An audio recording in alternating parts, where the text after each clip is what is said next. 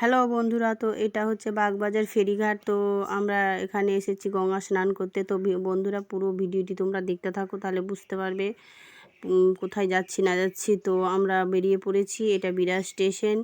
বিরাজ স্টেশনে গিয়ে আমরা শিয়ালদা লোকাল ট্রেন ধরবো। আগে আমরা দমদমে গিয়ে নামবো, পুরো শিয়ালদা যাব না। তো এটা হচ্ছে বনগাঁ লোকাল ট্রেন যাচ্ছে।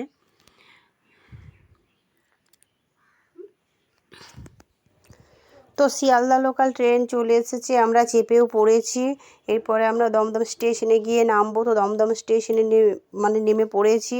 এরপরে এখানে একটু বাবা চা খেতে ভালোবাসে, তাই একটু বাবা চা খেয়ে নিল। এরপরে আমরা আবার দমদম স্টেশন থেকে মাঝেরহাট লোকাল ধরবো। বেশি কয়েকটা স্টেশন, বেশি না, একটু কেটে কেটে যেতে হয় তাই। তো আমরা মাঝেরহাট লোকাল ধরে নিয়েছি। এরপর আমরা বাগবাজারে গিয়ে সোজা নামবো। তো এইখানেই কলকাতা, টালা, এগুলো সব স্টেশন রয়েছে। তো এগুলো পেরিয়েই আমাদেরকে বাগবাজার যেতে হয়। কলকাতা, টালা, তারপরেই বাগবাজার। তার আগে কয়েক স্টেশন আছে, আমি সেই স্টেশনগুলোর নাম বলতে পারছি না। তো যাই হোক, তো আমরা বাগবাজার স্টেশনে নেমে পড়েছি। তো এখানে হচ্ছে যে বাগবাজার স্টেশনে নেমে পড়ে আমরা সোজা গঙ্গা স্নানে যাব।